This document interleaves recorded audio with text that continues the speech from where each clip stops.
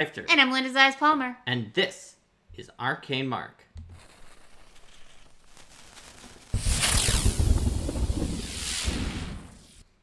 Hello and welcome to Arcane Mark. So, more rules in your tabletop RPG. Does that make it harder to run? Especially if you like to improvise or make rulings on the fly? I'm here to tell you that the answer might not be what you expect.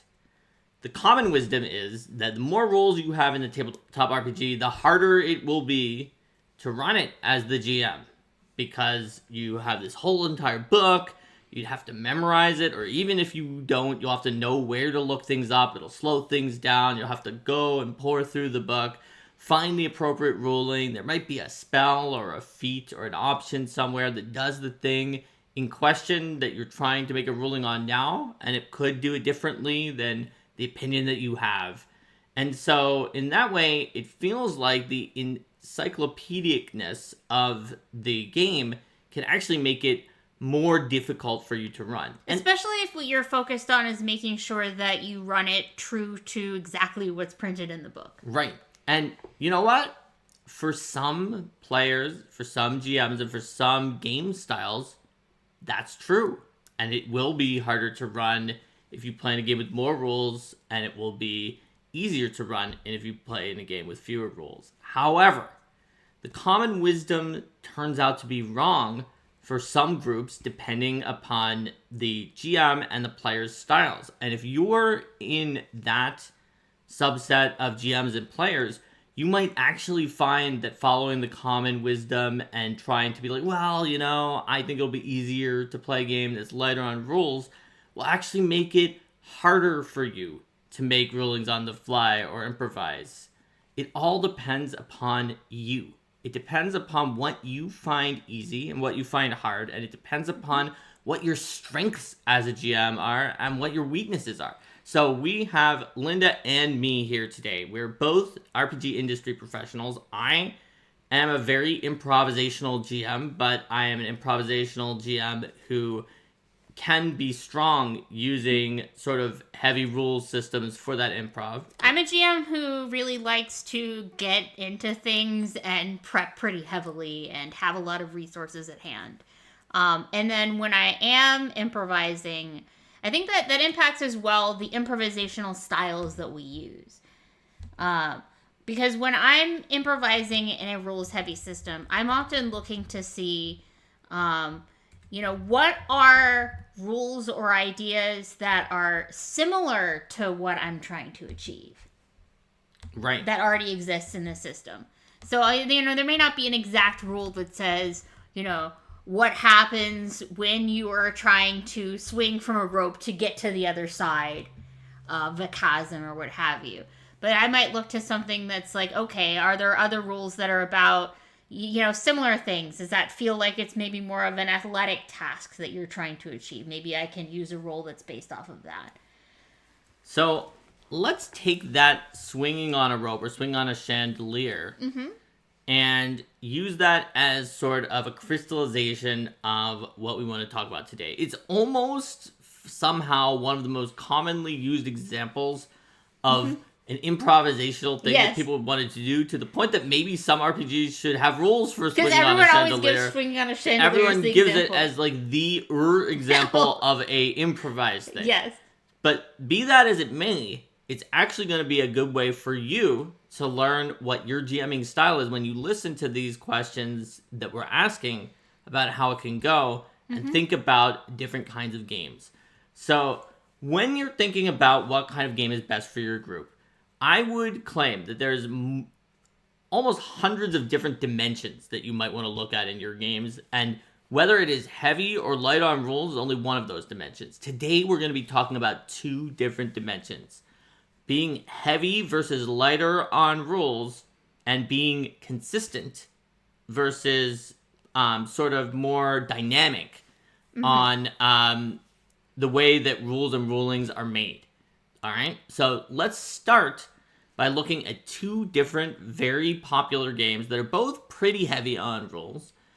We'll look at Dungeons & Dragons and Pathfinder 2nd Edition. Now, Pathfinder 2nd Edition is actually heavier on rules than D&D. D&D is actually a rules-heavy game, but it likes to bill itself as a rules-light game due to the fact that building a character as a player and some of the starting things you have to learn as a player can make it seem to be simpler. As a GM, though, it's pretty heavy, and there's a lot there. However, on the consistency versus dynamism of the rules, D&D is more dynamic in the sense that it's not as consistent, and you could have rules that are pretty different from each other that you have to learn or look up. And Pathfinder's rules, while there are more of them, tend to be more consistent in that this thing works the same way as all the other things that you learned that are similar to it. And once you learned how one of them worked, you now know how everything works. Now, don't get me wrong. D&D 5e 2014 or 2024 are still much more consistent than something like 2nd edition D&D, right? And then when you do have that consistency, like you were saying with the rules, it is kind of a trade-off, right? Because you may have a system where, you know, you can expect that every time that you see someone trying to balance on an awkward surface that is going to work in, or whatever have you, it's going to work in a particular way. But then that means that there is a defined rule that exists for balancing on an awkward surface, as opposed to the GM coming up with, you know, what does balancing on an awkward surface mean in this particular context? So one of the reasons why consistency can actually make it easier to make a ruling, even if it means that the game has more rules, is, and again, depending on your group and your play style, if the consistency in the rules just sort of kind of teach you a doctrine for how to make rulings such that you can make rulings that are themselves very consistent and predictable by your players. By which I mean, in Pathfinder 2nd Edition, there's even some guidelines for improvising that are like, okay, look, you've got 3 actions per turn. If the players want to do something, it's probably either 1 or 2 actions. 1, if it's something they could probably try 3 times in the same turn. 2, if it's something maybe they should only do once per turn and takes a little more effort. It either succeeds automatically or it probably requires some kind of D20 check, depending on if you think it's something that wouldn't always work all the time. And it goes up against a DC that's either maybe a simple one based on the task or is level-based if they go up against a level-based opposition. And then it can either critically succeed, fail, or critically fail. And those are in the rule book as improvisational guidelines. There's a few more than that. I'm not going to go through all of them right now. But because of those improvisational guidelines and because of the consistency and principles that are in those rules, I've often seen situations where someone said, oh yeah, you know, we didn't have time to look it up, so I just made a ruling on the fly in Pathfinder 2nd Edition. And then I looked it up later and it was very similar to what I already chose to do. Yeah. And you can look at, in those cases, you know, because you would expect that it always works the same way if you're, say, balancing on ice or what have you, then if you're like, if you know of anything that's at all related to the thing that the PCs are trying to do, you can look at that as an example. You can also generally think, and I think what you were saying there goes into it pretty well about, you know, for the challenge, how hard is the thing that you want the characters to do? Is it a thing that feels like it's kind of a one check type thing? Because you were talking about, you know, 1 action versus 2 action, but sometimes it might be, this is going to take multiple actions to it might not be just one single thing that you're doing. It may require a sustained effort. Yeah. I was just giving one example because I'm going to use it for the chandelier. All right, yeah, sounds good. Because we're talking about the chandelier here. Now, obviously, you're completely correct that you may have something that's like a campaign-spanning event, or even... Or not even a campaign-spanning, but just like across the course of the entire session, or even something like just, a longer task that takes a few minutes to perform. Because not everything that the characters...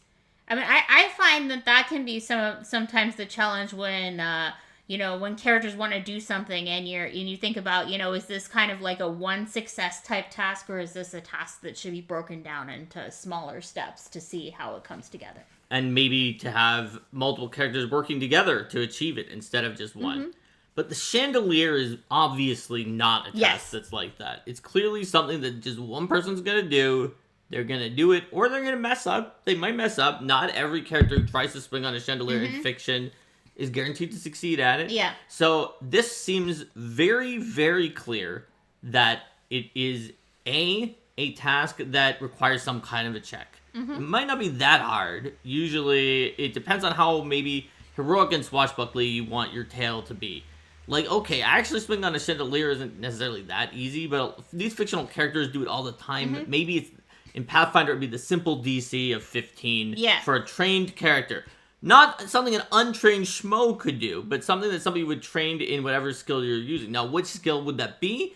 Maybe it's acrobatics, because you kind of think of an acrobat doing high wire stuff, but you could think athletics because of upper body strength. Yeah, absolutely. Either one of those might be a reasonable way to go. I think it might, for me, I feel like it would depend on what you were trying to do with swinging on the chandelier. Like, I might go with athletics if what you were trying to do is swing down on the chandelier rope to grab someone and then pick them up and take them to safety in, like, a large arc. I'm assuming you just wanted to swing on a chandelier to get somewhere. Whereas what you're trying to do is swing on the chandelier to get to the other side of the cliff and then achieve a clean landing on the other side. That would probably be more of an acrobatics thing, I would think.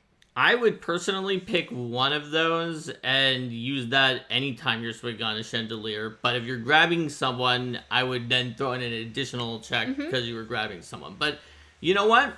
That's an improvisational rulings. Linda and I shouldn't be making the same rulings every time.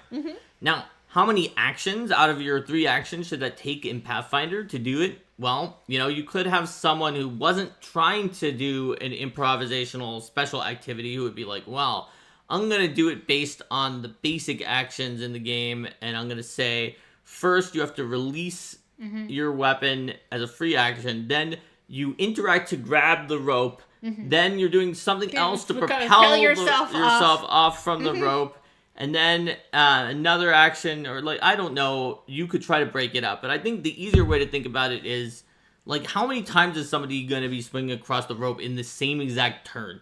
Does it really make any sense for someone who's not even holding the rope to go from that to having grabbed the rope, swung across, then you also attack somebody on the other side. And then you swing back. After having let go, then you grab it again and swing all the way back. Yeah. Maybe not. So it feels more like a two-action thing, to me. yeah. But I would also say that you should probably be able to swing pretty far with that rope so that it is more advantageous than just making a leap. Yeah. So you want to make sure that the player's not being punished for the fact they had to make a check and it cost 2 of their actions. Yeah. But then the thing is, like, if it was a one-action thing, then I would think about, okay, how does this compete with, say, making a regular leap and how far you can go and how challenging it is. So that it doesn't, I think that it's good if the clever idea or, like, the situational circumstance can make things, like, a little bit better than the way that things would normally be. But not so much better that becomes this is the way to navigate. Let's, like, always be spending an action to shoot a grappling hook at the ceiling, and then swing on chandeliers. Swinging on chandeliers. Yeah. So you can see there is some leeway between 1 or 2 actions, and maybe a GM wouldn't require a check, but it's going to be fairly consistent. This is important because let's even move into D&D, which again is still a pretty rules-heavy system and is more consistent than some other systems. But when a GM is having to make a ruling in D&D, there are some fairly large extremes because of the fact that there's not the granularity of the action system to what the GM might ask me for, to the point that if I was going to swing on a chandelier in Pathfinder, I might be comfortable with just saying that I do it and then asking the GM what I need to do. Whereas in D&D, there's no way I would declare having swung on the chandelier. First, I would ask the GM, what are you going to make me do to swing on this chandelier? Because there's 2 rulings that I think are both very reasonable things that a GM might say and be like, yeah, I think that makes sense in D&D, but one of them I would never want to swing on a chandelier. Yeah, you wouldn't want to spend your entire turn on it. It might be very reasonable to say, that sounds like an action. Because it kind of sounds like an action. And be like, so take your action, you can do it. And the problem is, that's awful. Like, if I swung on the chandelier up to the boss, it's like, okay, now you don't have your actions. There's no way I would ever want to do that. But it is a very reasonable improvisation. Whereas another one might be, well, we'll say it uses your free interact for the turn and then your movement. And so you still have your action left on the other side. That's a little more wheeling and dealing because the action, I think, is even more straightforward of a way to do it in D&D. But if that was the way that the GM did it, both of which I think would be reasonable ways to adjudicate it, I would be willing to swing on the chandelier because I would still have my action left. Yeah. So you can see that it starts getting to the point where, depending on maybe you as a player aren't like me as a player, and you don't care that you might have just spent your action, gone right up to the boss, your turn is done, and the boss just beats the crap out of you because you can't do anything. Some people just kind of want to swing on a chandelier, and it's fun, and then that's it. Whereas for me, it actually like kind of hurts my immersion of my character if my character has chosen to do something, even though they're a professional adventurer who kind of knows what they're doing, that is just almost a suicidal move where I've served myself up like a silver platter to the monster. And so therefore, by having a game system and a GM where I have a good expectation of what's going to happen before I make a decision, it actually makes it easier for me as a player to work with a GM who's improvising without having to sort of do a what ifs or ask them a lot of questions first before I sort of take my actions. But it depends, like we said at the beginning, on your play group. Yeah, but as a GM too, you know, when you're coming up with these, how does this type of thing work? You know, you can let the player know, you know, hey, this sounds like a kind of thing that would take this in such amount of resources and require a blah check. And then they can be like, never mind. if they think, okay, well, that doesn't really work out. Absolutely. If you think that it's an acrobatics check and the character who wants to do that has no skill in acrobatics whatsoever, and then they're like, oh well, my character's probably just gonna fall off. I'm not gonna try to do that. I mean, one of the things that you always have to set with improvised challenge, just like any challenge, is what are the stakes of failure and what are the potential benefits of success. That's right. So you're definitely going to have to try to make sure that there are good enough benefits of success, or you just tell them, hey, this is not really a worthwhile endeavor, and that there's some interesting stakes for failure when you're improvising. That's part of the fun of improvising. Yeah. But when you have a system that has a lot of rules that already exist, you can see a lot of sample stakes for failure and success, and you can use those for your improvisation. Let's talk about another style of system that makes it actually easier than either D&D or Pathfinder to at least set up what's happening with the chandelier, but in exchange might make it more difficult for you as the GM to figure out what the stakes are and what the stakes of success or failure are, because in fact, you literally are meant to sort of come up with it on the fly, and it might be really dire one time and really less so another time, and your role is to sort of gauge when to make a harder move. And that would be something like a Powered by the Apocalypse system or a Blades in the Dark style system where, in Blades in the Dark, you don't have to decide whether it was the equivalent of athletics or acrobatics, what kind of check they're rolling, because they say what kind of move they're making. And unless they say something totally ridiculous that is obviously just them trying to use their highest thing when it doesn't make any sense, you don't get to call what it's for. So the flap is actually in the player's hand. So that was part of the improvisation that they did during their play, and it became part of the player's play, and therefore it took that load off you. But in exchange, you have to know how hard of a move you're going to make against the players if they fail the check or if they get a consequence. And sometimes the answer to that question has more or fewer guidelines. Often in these systems, it doesn't have that many guidelines. It can be as light in say, Blades in the Dark as just like advancing a clock that has an arbitrary number of little sort of ticks that you can take around the clock before the bad thing actually happens. Or the bad thing could happen right away. And what the bad thing is also can be highly variable. Very bad, or not as much. Now, there are 3 sets of stakes in Blades in the Dark that kind of help you somewhat know, okay, we're in the really bad situation, so it would be worse here than when you're in the normal one or the very controlled situation. Whereas maybe making a hard move or a soft move is harder in some Powered by the Apocalypse games where they don't have those 3 sort of modes of danger level. But even in Blades of the Dark, where they're giving you 3 different ways to do it, you still have to decide what you're going to do. And that's something that some GMs revel in, the idea that, yeah, I'm just going to decide exactly what this is. And some GMs find that actually to be a much harder thing to adjudicate, and it's something that a system like Pathfinder or even D&D help provide more examples of what that failure state looks like. And I would say that the GMs who have more trouble with that, with the sort of consequence modeling when it's kind of up in the air that it could be anything, are those who are like, well, I don't want to be too hard on the players, and then they wind up being too easy on the players, or I don't want to be too easy on the players, and then they wind up being too hard on the players, or just like, but I mean, I don't know what to do here. I mean, too easy or too hard is also a moving target. It kind of just depends upon what the group enjoys. It also could depend on the dice, where it's like, well, you know, the dice have been really nasty to them. Maybe I should make lighter moves against them because they just keep failing anyway. And it's gauging the mood of the players and things like that. But here's the thing about that. You could have some players who don't react well, even though that sounds like a good technique and is one that I use when I'm running those kind of games. Some players don't react well to that because they say, I don't want kid gloves just because we're failing. Or I don't want, now that we succeeded a lot of times in a row, I don't want you to start making things harder on us the few times we fail as a counterbalance. They say this doesn't, you know, they may say like, you know, that this doesn't really make sense. Why is like the difficulty of the world changing based on how well we've been doing? Right. And they want to have something consistent where they have a good sense of what the stakes of what they're attempting are going to be before they attempt it.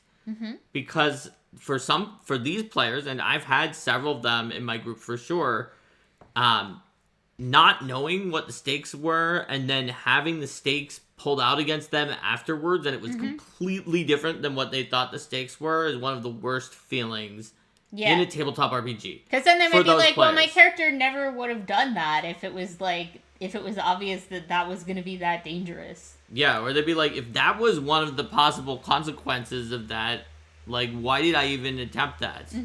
I would have done something else if it was clear that could happen. Like, I didn't think that it would. Yeah. And I didn't realize that the pit that I was trying to leap over was filled with angry piranhas. You didn't mention the piranhas. And even Wasn't there any chance to notice the piranhas? Even if you mentioned the piranhas, maybe the fact they leap out of the pit was surprising. And, you know, sometimes you can tell the player, well, tough, you didn't know the piranhas were leaping piranhas. Your character didn't know that. But in some cases where it's not based on you not describing the situation to them, but merely more based on what style of consequence is happening there, where it's just like, I decided to pull a hard move on these players, and I did this really massive wound to them. And they're like, wait a minute, hold on, I didn't realize there was someone who had out a weapon, who could just pull a weapon and do that much damage to me. They would be like, you know, I thought we were in the training dungeon. Why did this person just lose an arm? Like, what's going on? Right. Or be like, how come I wouldn't have tried to like go through that door if I knew that we could just completely be spotted and our entire infiltration failed at that point and the alarm was just set off. Like, there was no indication. And so, in some cases, you know, for some playstyles, if everyone in your group is okay with that except one person, it might just be that player who, to your group, is complaining about something that everyone else kind of finds exciting, interesting, and mysterious. Whereas if you're the only person who likes that kind of thing and the rest of your group wants to at least have some kind of inkling that, okay, you know what, if I fail this, then it's probably going to alert people. Or if I succeed at this, it's probably going to get us in. Or in the case of Pathfinder 2nd Edition, there might be 4 degrees of success where it's like, we either get all the way through, part way through, don't progress, or set off the alarm, or something like that. So, by virtue of making things structured or less structured, it can work better for sort of, you could even say, lawful versus chaotic styles of players. And to be clear, this also sometimes is the case, especially with players who are neurodivergent and on the spectrum, more like to have situations where it's sort of more clear cut what's going to happen, what the rules are. rather than just sort of being in this thing with unstated rules that, like, the rest of the group all seems to be able to vibe in their gut what it's going to be, but it's never been what's stated. going on or what this NPC might do, but there's not clear. Yeah. Exactly. So, really in this situation, what you're looking at is whether or not your group and you as the GM find it easier to improvise sort of the consequence framework, like Linda was talking about before, versus sort of the rules framework. Because in a rules-like game, you don't have to improvise the rules framework because there is no rules framework. You just kind of do the thing. It's more loose. But therefore, because it's looser, you have to improvise a consequence framework and a variety of other factors, because you're just sort of narrating anything as you go. Whereas if you have structure, then you have to deal with more of those game structures at the beginning, and that's something you may have to improvise and do a little, almost mini, tiny, easy game design when you're doing that. But in exchange, the consequence structure and other things like that are in place for you, and there's something predictable. So, one of the things that does come up with this sometimes as a challenge is, let's say that you as the GM and you do not have the most encyclopedic knowledge of all the rules of the people at your table, let's say, and you improvise a way that you think it makes sense for something to go, and then player at the table goes, well, wait a minute, on page 372 of the Advanced Warbler's Guide, it says that when you warble, the check type should be performance followed by intimidation. Right. And that can be particularly troublesome if your improvisation is really, really different than the rule that's in the system. Which is one thing that can wind up hurting you, especially if you're playing a rules-heavy system that is extremely inconsistent. I'm thinking back to some of those old school games with tables that were different for everything. Like even old school D&D was not the most extreme of this, which is just have tables of like different spots that you would hit on the body, and like everything you did was like its own bespoke table using different die sizes potentially, or just being on D100s, and you would always have to look it up because you'd have no idea. If you try to improvise in that system, there's no way you're going to improvise something that's similar to what is actually in there, right? And so obviously there is a situation where rules heavy games are going to make it harder to improvise if they're extremely inconsistent and bespoke. And like I said before, the opposite of consistent isn't just inconsistent, it's also dynamic. Those tables, while they're very hard to run, they can be kind of fun to the right groups, just because of the kind of charming nature of the bespokeness and like the, oh wow, I can't believe that this thing is happening. Yeah, but I mean, you're talking about tables. I was talking about like how do you handle at the table, at your gaming table, the situation where you improvised a rule for warbling, but the player, it was totally different, and the player knew it, but the rule was in the book, and then they're annoyed that you didn't do it the way. So it can be an issue, especially if they declared the warble, and then you had them roll, and then the thing that you said happened next was like far worse for them than what it should have been if it was what was in the book, right? Because this is a kind of worst case conflict scenario where we had the same problem that we might have had in a rules lighter system automatically, except for in those systems, perhaps that player who is trying to get their conception stuck in events would do like I do, a Mother May I, where they specifically ask. But in this case, the player's like, no, I know there's a rule in the Warbler's Guide, so I already know how warbling works. And so they don't say anything, they just try to warble. Whereas you were like, there's no way there's a rule for warbling, I'll just come up with something. And then you go past each other, and then this was the worst case scenario, like they succeed or whatever. It's not like they didn't succeed at what they were doing, but what you give them as a result is so much worse than what they expected to get from the normal rule that they felt like they wasted their actions on it already. It's like, according to page 387 of the Advanced Warbler's Guide, I should have been able to stun my opponent with that. To give a good example of this, let's go back to D&D Chandeliering. Suppose that I found in Xanathar's Guide to Chandeliers, that there was a rule that said it uses your interact and then you can use your movement on the chandelier, but you do have to roll a check. And so let's say I then declared my chandelier, and then I rolled a check, and then Linda was running D&D, and she didn't know about this rule. She was going to do it the other way. So she's like, oh, okay, let's see. Oh, yeah, you made that easily. So, yeah, you get to the other side. I'm like, great. And now that I'm over there, I'm going to use my fighter ability to take a surge and make multiple attacks and do multiple actions. And then Linda's like, well, no, you already spent your action to go on the chandelier. That's it. And I'm like, hold on. In Xanathar's Guide to Chandeliers, it clearly says that it's my interact and my movement, so I should still have all of my actions now that I'm on the other side.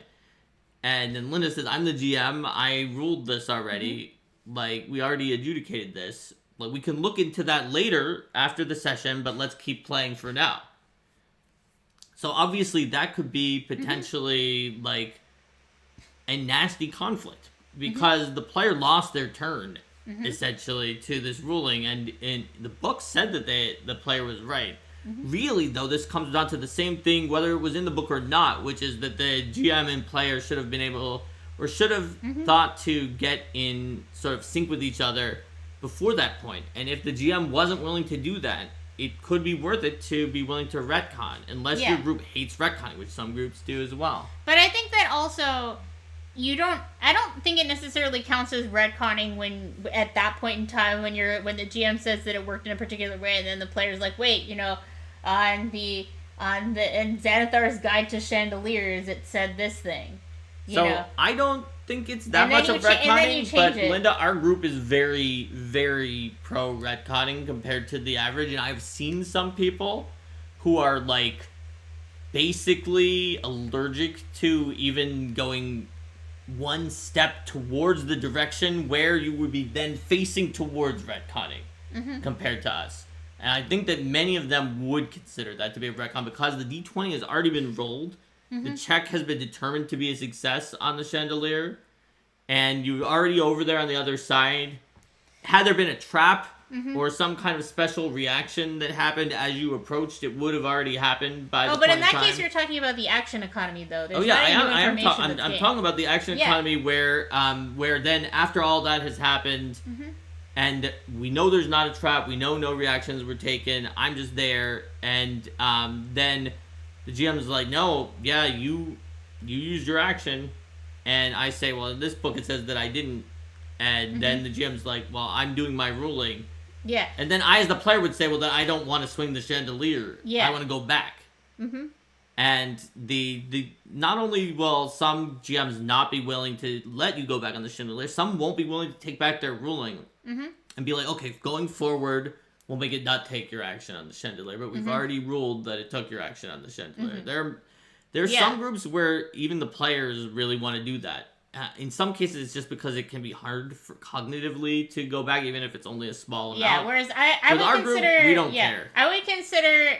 I would consider like the other way around to be the default, where it's like, okay, I see that that's what you were expecting because Xanathar's Guide to Chandeliers says it takes up this one at that particular action economy. In the future, I think that it would be more balanced for it to take up X, Y, and for it to take your action. But for this one, since that's what the rule said and that's what you expected, then we'll go with that. Go with what you expected and then continue. So that's a very nice way of doing things. And it is something that I would either probably do that or retcon if in fact the player found a rule in the book that seemed like it was not best for the game as a whole, but that they obviously spent their turn based off of. They're trying to do that, yeah. And then it's like, all right, well... not every group is willing to do that, even that degree of retconning or that degree of being like, well, it worked differently this time, and it worked the way that you said. And so that is actually one of the reasons why, whether you're playing a rules light or a rules heavy game, it can be nice to communicate the mechanics of what's happening. Yeah. So try to do it in a way that doesn't break immersion, in the sense that some people, if they hear a lot of rules, it takes them out of the fantasy. But also, if you don't say the rules and Yeah. then something like this happens, nothing can break So, immersion more. So if they're talking about, like, I want to swing in the chandelier or whatever, and then you can be like, great, give me a blah check. And, if it's not I'd say, like, if it's not a normal, if it's like, I guess in that case, you're saying that the GM and the player, were they both considering that they knew exactly how that should work? Because I feel like when something's improvised as a GM, you can also, like, say, hey, that'll take 2 actions and require a blah check. Well, I think in D&D, which is what I'm thinking of, Yeah. I think a GM thinking that it took an action and thinking that it obviously So took an action is not that weird. It's not that weird, yeah. Yeah. Even though I think it would be bad for it to take an action, I think that's like a pretty standard way to improvise things in D&D would be to do that. And so, therefore, I think it doesn't require either the GM or the player to be that unreasonable to get to the point. To get to that point, the player was sure it didn't because of Xanathar's Guide to Chandeliers, and the GM was sure it did because it just made sense that it was an action. Yeah. Well, that's also why I was talking about the thing about, like, warbling. Well, I thought that warbling... So the thing about this Xanathar's Guide to Chandeliers action, because I actually want to go back to the warbling example a little bit, because I was a little confused by the warbling example. So what I was trying to what are we trying to do by warbling? Okay, warbling is just kind of like an arbitrary thing, right? But I was considering that, what if the player thought, because the Warbler's Guide said that if you warble, then you stun everyone in a large radius. But the GM is like, no, I think that warbling might be used for fainting. And, like, the player did this thing and they thought it was going to have a much larger effect. I feel like, that example is harder for me to understand, because I don't see why anyone would think that warbling would do anything. Fair enough. So, like, to me, I think that if the player said, I'm going to warble, and the GM is like, what do you... And the GM would probably say, what are you hoping to accomplish by this? Right? Okay. Because you used a parodical example. Fine. Okay, what about there's, like, some kind of a combat maneuver or something that the player saw in a book that's like, I'm gonna knee kick. And then, like, the book says... It'd be like, I'm going to kick them in the knee. And the book said, like, you kick them in the knee and you succeeded then they lose 3 turns and are mobilized for an hour. Yes. And the GM was thinking, okay, roll an unarmed attack against them. I'll say it was in their knee. Yeah. Okay. So, that's another good example where you could get to that point where the GM's like, all right, make your attack roll. All right, I got a 23, and the GM's like, that's pretty good. Yeah, okay. So roll for damage. The player's like, okay, it's 6 damage, and be like, okay, well, they're actually resistant to bludgeoning by 2, so it was only 4 damage. And then the player's like, well, what about them being stunned for 3 rounds and then immobilized for an hour because their knee hurts now? Yes. And the GM's like, no. And they're like, well, it said in Tasha's Cauldron of... Overpowered options. Tasha's Cauldron of unfair martial arts. Of unfair martial arts, that if you kick someone in the knee, that they lose 3 turns and are immobilized for an hour because their knee hurts. And then the GM's like, well, that doesn't seem like it's fair. And the player's like, well, I never... Like, you saw I only did 6 damage, and it was reduced by 2. I wouldn't have done that if... So I guess this is a D&D, so it would be they had resistance, so it went from 6 to 3 because they did half damage. But my point is that, like, I was realizing that there were limits to what I was saying of just let it work the way the player thinks it did. If the way the player thinks it did is just, like, absolutely gobsmackingly disruptive. But what if your group won't do retcons? And be like, well, you learned about their resistance to bludgeoning when they took 3 instead of 6. They'd be like, yeah, if I'd used my sword, it would have done, like, 70. Because I would have gotten my super thing, and I had an extra smitey ability on my sword, and I was just kicking them in the knees so they would lose 3 turns and be immobilized for an hour. And so I can see why a group might not want to retcon that, because the attack roll was made, they learned about the bludgeoning resistance. And I can see why the player would be very upset. I know this is parodical, but I'm also trying to get a little more down to a case where the retconning does actually involve learning of information. Rico says, I have obviously not read the Advanced Warblers Guide. There you go. And so this can be an issue. And to be clear here, this is an issue that can happen to you in a rules-heavy or rules-light game. Yes. What we're saying here is that rules consistency can actually help you out when it comes to this. Now, obviously, a rules-light game avoids the chance that the player has read Tasha's Cauldron of Overpowered Martial Arts, yes. because that doesn't exist. Yes. There is nothing except for you as the GM. But it could be that the player's like, well, I'm a martial artist, and what I learned is that if you go for a joint attack, Yeah. that it's really easy. In fact, I do Aikido, so when this monster tried to move past me, I should be able to just throw them using their own momentum, even though they are the size of Godzilla, and I am the size of me in real life. Okay, but to be, like, slightly less practical with that, you know, this should be possible based on how things, like, shouldn't there be some way that I can aim for... In that example, maybe the player's being ridiculous, but maybe in this example, the player really does know martial arts, and their martial art thing is accurate, but it just doesn't seem very fun, or like the way that you would have improvised it, or the way that you were in the middle of improvising it until they started bringing in their martial arts. So this is really something that can happen no matter what. The question is just whether or not it's going to come up because of the rules framework, or whether it's going to come up because of the improvisational framework. And as Rico points out, rules-light systems aren't immune to overpowered options. Yeah, absolutely. In fact, rules-light systems can become more dominated by overpowered options because there's not really a rule against it unless the GM just sort of uses GM displeasure at the overpowered option to start just making rulings that are blatantly against the overpowered option. Even then, if the overpower option is strong enough in the way that it works, it may prevent the GM from doing so. For example, if you have an option, say, in Daggerheart that can prevent the GM from accumulating fear to a significant degree, that would mean that the GM then just doesn't even get to do their things very often because of the fact that you, let's say, you cut down on the amount of fear they would generate by like 80%. Now, maybe the GM can counteract that by being 5 times nastier every time that they do use fear. But, like, that's also very weird and makes things very swingy because now every point of fear that does get generated is suddenly 5 times worse. So, in a lot of these cases, it's definitely true that you can have an overpowered option no matter what. You can have a mismatch of expectations. So it's not about whether the rules or the lack of rules actually caused you an issue here with improvising or rulings. It's all about human communication. How many of our episodes boil down to this? It's like, let's talk about rules for a bit. It's all about talking to your group. You gotta talk to your group, and you gotta figure out what makes them the most comfortable. And that is gonna tell you whether you want a high consistency, rules heavy system, or whether you want a lighter system. You probably don't, unless you like it just for how charming it is, which it can be charming. Look, I find it charming sometimes.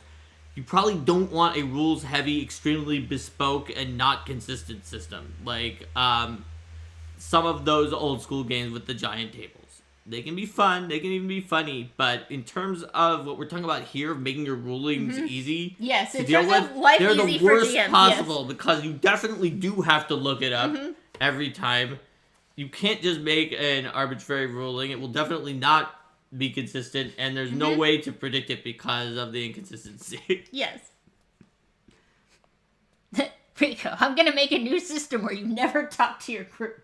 There you go. You could just make that. Rico's gonna make an RPG that is finally an RPG that does not allow the arcane mark general consensus of communication being key, because there is no communication involved in the RPG. You just have to, you just sort of send your die roll results to a centralized computer, and then the computer announces the results of what happened, and nobody talks to each other at any point in time. So, I think the bottom line here is there's no one answer for everyone. Some people who are watching this video are going to find that the lighter the system is, the easier it is to make rulings. In fact, that's the common wisdom. But some people watching it are going to say, hey, I can make rulings more easily in Pathfinder 2 than in one of these rules-like games. Because it's easier for me to find something that I can use as a basis for my ruling. Right, and when it comes to what the player has to come up with, the rules-heavy games give a lot of examples of things the players can try to do.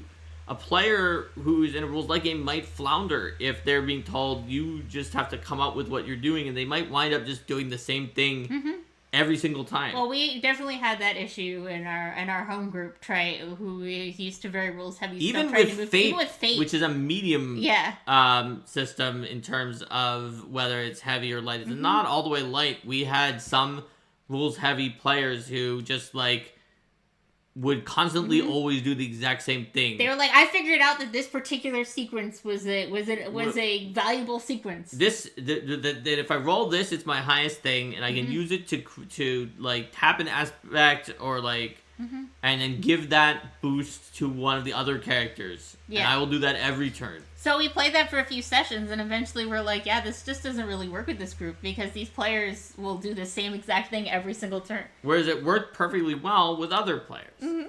So find the right game and find the right level of heaviness for your game.